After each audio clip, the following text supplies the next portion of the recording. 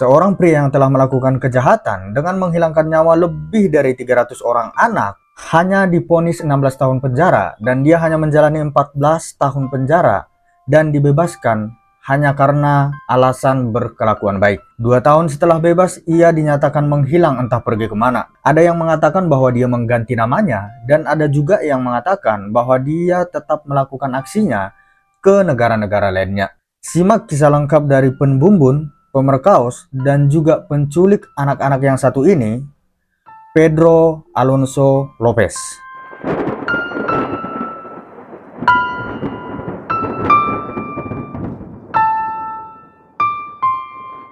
Sebelum kita masuk kepada ceritanya, perkenalkan nama saya adalah Walfrido. Jika sekiranya kamu suka cerita-cerita dari kisah nyata, jangan lupa like, komen, dan subscribe channel ini.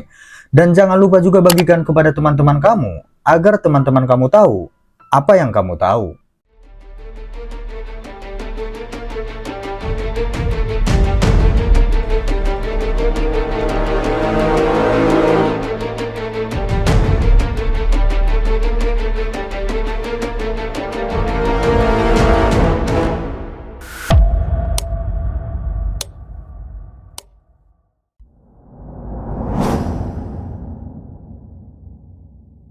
Pedro Alonso Lopez lahir pada tanggal 8 Oktober tahun 1948 di Amerika Selatan, tepatnya di Kolombia. Pedro adalah anak ketujuh dari 13 bersaudara dari seorang ibu yang bernama Benilda Lopez dan ayahnya yang bernama Megdardo Reyes. Namun ayahnya meninggal sebelum dia dilahirkan. Diketahui bahwa si Pedro ini lahir dari keluarga besar, namun diduga ibunya adalah seorang pekerja binatu dan juga diduga dia adalah seorang PSK atau pekerja komersial. Dia tumbuh di lingkungan yang keras dan ekstrim dan penuh dengan kemiskinan. Dan si Pedro ini juga termasuk orang yang miskin di masa kecilnya. Dan dia juga hidup di lingkungan yang penuh dengan kekerasan domestik. Dan pada umur 8 tahun, si Pedro ini melakukan kejahatan kepada adiknya sendiri. Di mana ibunya memergoki si Pedro ini melakukan kejahatan kepada adiknya sendiri, yang kemudian mengusir si Pedro ini dari rumah ibunya, yang membuat si Pedro ini jadi hidup di jalanan masih berumur 8 tahun, sehingga hidupnya penuh dengan kerasnya jalanan dan juga dia sering mendapat pelecehan seksual di lingkungan itu, yang kemudian membentuk kepribadian dan perilaku sadisnya di masa depan. Namun pada umur 12 tahun, si Pedro ini sempat diadopsi oleh seorang keluarga, namun dia melarikan diri dari rumah keluarga itu setelah dia dilecehkan oleh seorang guru, dan kemudian dia memutuskan untuk bergabung bersama geng jalanan untuk mendapatkan perlindungan.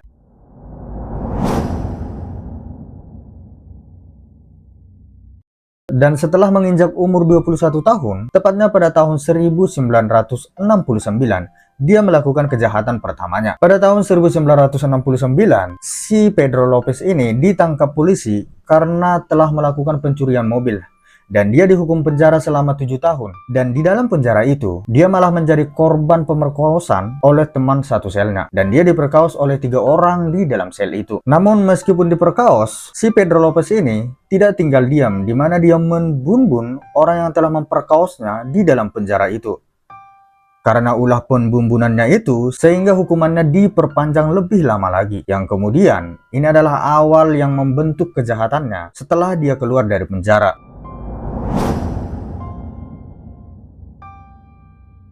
Dan setelah menjalani hukuman hampir 20 tahun, tepatnya pada tahun 1978, si Lopez ini dibebaskan dari penjara. Namun bukannya dia bertobat dan menjalani kehidupan seperti biasanya atau menjalani kehidupan yang lebih baik, si Lopez ini melakukan serangkaian pembumbunan kepada anak di bawah umur.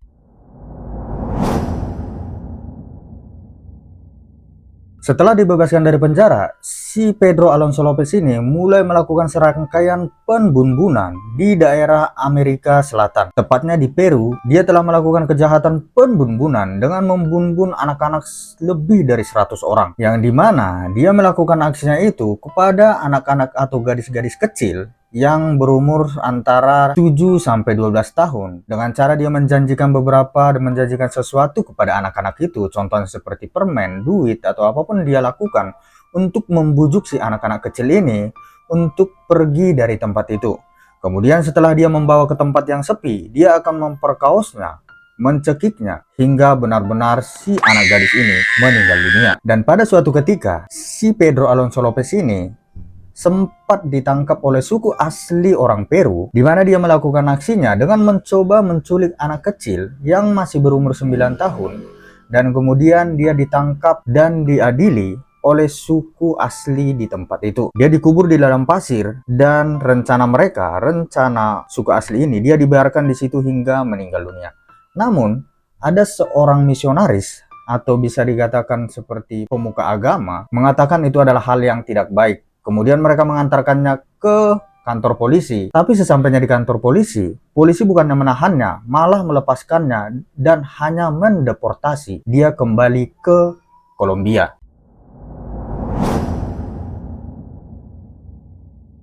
Nah, setelah dia dideportasi dari Peru, dia pergi ke negara bagian Ekuador, dan di sana dia melanjutkan aksinya lagi, di mana dia menculik gadis-gadis atau anak-anak kecil yang berusia antara 7 sampai 12 tahun. Dan dia juga melakukan kejahatan yang sama dengan melakukan pemerkosaan dan juga pembunuhan anak-anak tersebut. Sebenarnya polisi sudah mencium bau-bau bahwasanya ini adalah kelakuan satu orang, namun mereka malah menetapkan bahwasanya kasus itu adalah kasus perdagangan manusia, di mana polisi merasa bahwasanya ini bukanlah aksi pembunuhan karena laporan anak hilang ini sangat tinggi. Jadi mereka menetapkan itu bahwasanya itu adalah perdagangan manusia.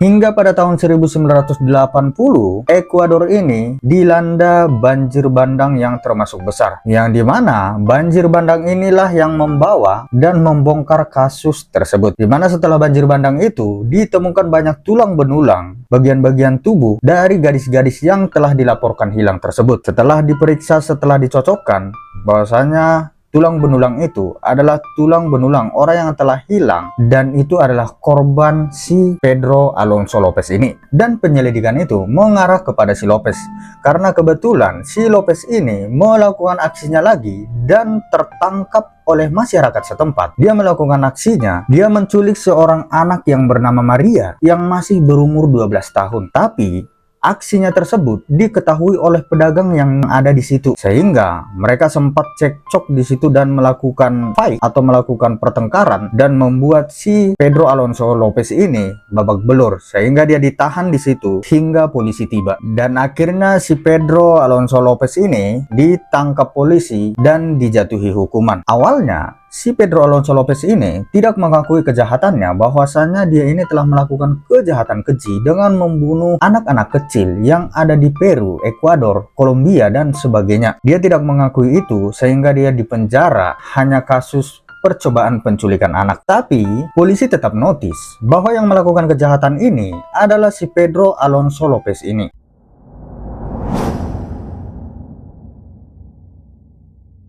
Sehingga di sini ada sedikit drama yang dilakukan oleh polisi. Polisi mengirim seorang detektif ke penjara tersebut, dan detektif tersebut menyamar sebagai seorang tahanan dan berteman dengan si Pedro Alonso Lopez ini. Mereka berteman baik di penjara itu, yang kemudian mengungkap pembunuhan yang telah dilakukan si Pedro Alonso Lopez ini, termasuk di Peru, di Ekuador, dan juga di Kolombia. Dia mengakui pembunuhannya kepada si detektif tersebut dan menunjukkan lokasi-lokasi tempat dia menguburkan mayat-mayat gadis-gadis kecil yang telah dia bunuh tersebut. Dia mengatakan kepada si detektif tersebut ada 53 titik lokasi, dan juga dia telah membunuh sebanyak 110 orang di Ekuador. Dan dia juga melakukan pembunuhan lebih dari 200 orang di Peru. Dan kemudian dia juga mengakui bahwasanya di Kolombia dia lebih banyak lagi melakukan pembunuhan anak-anak gadis yang masih berumur belia antara 7 sampai 12 tahun. Yang akhirnya membawa kasus ini kepada penyelidikan, dan dia juga telah mengakuinya kepada polisi dengan sangat bangga. Si Pedro Alonso Lopez ini mengakui kejahatannya itu dengan sangat bangga, di mana dia telah melakukan kejahatan membunuh lebih dari 300 anak kecil, dan dia sangat bangga dengan itu. Namun kemudian dia ditetapkan bersalah dengan melakukan pembunuhan lebih dari 300 orang, yang dikonfirmasi polisi itu hanya sekitar puluhan atau beberapa lah, mungkin sekitar 80-90 orang yang telah dia bunuh.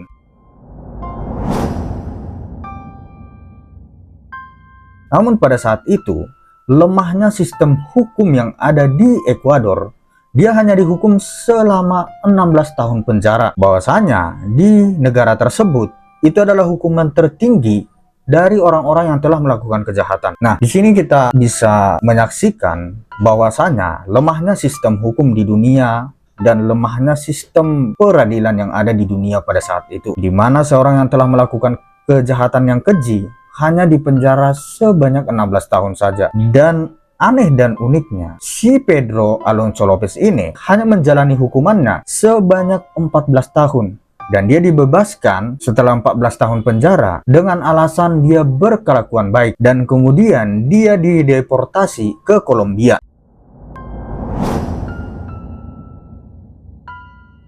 Dan sampai di Kolombia, dia ini dinyatakan kurang waras. Sehingga di Kolombia dia hanya ditangkap dan juga ditempatkan di rumah sakit jiwa. Dia tidak dipenjara. Dia hanya ditempatkan di rumah sakit jiwa karena dinyatakan bahwasanya dia ini kurang waras.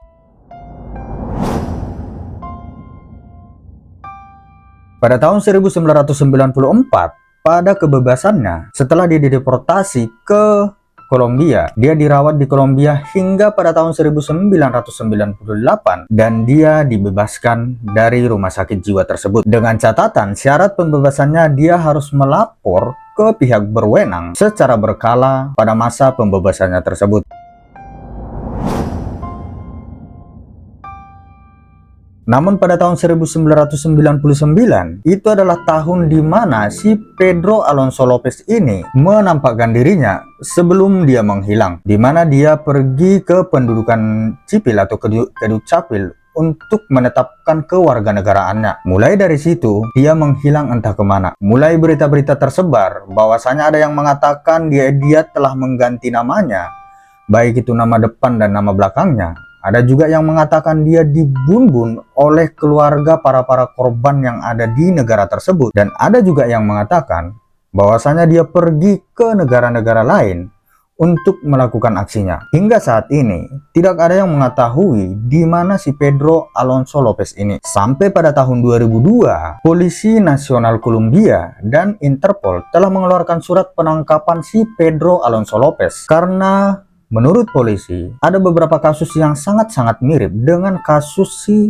Pedro Alonso Lopez yang terjadi di Peru dan juga yang terjadi di Ekuador. Kejadian itu juga terjadi di Kolombia, sehingga dia dicurigai bahwa dia telah melakukan pembunuhan anak-anak gadis lagi di negara tersebut. Namun pada tahun 2005 menonaktifkan perintah penangkapan tersebut. Hingga tahun demi tahun dan tahun demi tahun berjalan, masih banyak korban yang berjatuhan. Dan pada tahun 2012 juga dia disangkut pautkan dan disangka bahwa dialah pelaku dari serangkaian pembunuhan yang ada di Kolombia, di mana pada saat itu sampai pada tahun 2012 masih banyak anak-anak gadis kecil, gadis-gadis remaja yang menginjak 12 tahun, banyak yang menghilang dan banyak juga yang dibunuh dengan modus dan operandi yang sama yang telah dilakukan si Pedro sebelumnya. Hingga saat ini tidak ada yang mengetahui keberadaan si Pedro Alonso Lopez ini, karena dia benar-benar menghilang tanpa jejak. Namun bekas dan juga kelakuannya itu sangat membekas di masyarakat, di mana dia telah membunuh lebih dari 300 orang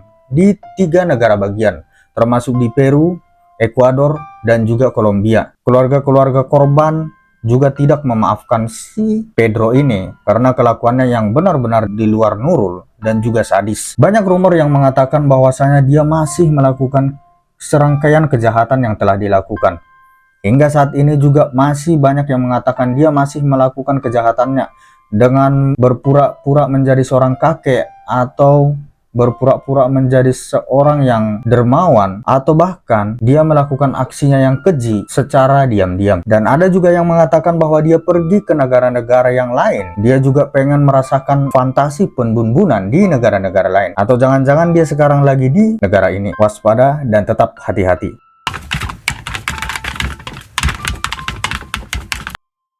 Kesimpulan dari cerita ini menyiratkan bahwa lemahnya sistem hukum yang ada di dunia, termasuk di Kolombia tadi dan di Ekuador tadi, di mana seorang pembunuh yang telah menghilangkan nyawa lebih dari 300 orang itu hanya dihukum 16 tahun penjara dan bahkan menjalaninya hanya 14 tahun penjara hanya karena berkelakuan baik. Itu tidak masuk akal karena benar-benar dia telah melakukan kejahatan kepada 300 orang dan tiba-tiba dia berkelakuan baik di dalam penjara.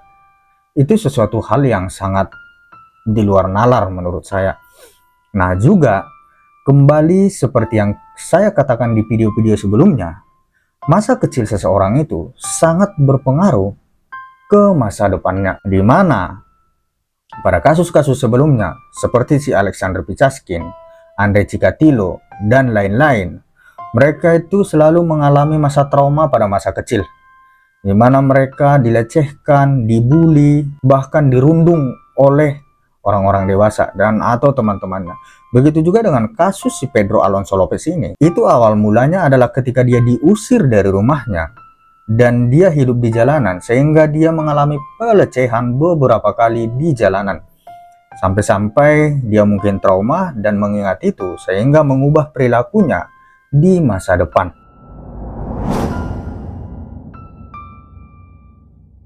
Siapapun kamu dan dimanapun kamu, jangan pernah melakukan pembulian dan juga melakukan kejahatan pada anak kecil, karena itu sangat berefek kepada si anak tersebut.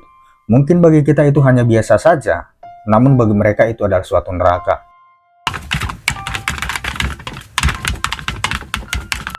Terima kasih telah menemani saya sampai penghujung akhir cerita ini. Jika sekiranya ada kata-kata yang salah, saya mohon maaf. Jika sekiranya ada ceritanya yang salah dan kurang lengkap, saya mohon maaf. Dan jika sekiranya kamu suka cerita-cerita dari kisah nyata, jangan lupa like, komen, dan subscribe channel ini. See you next video. Bye-bye.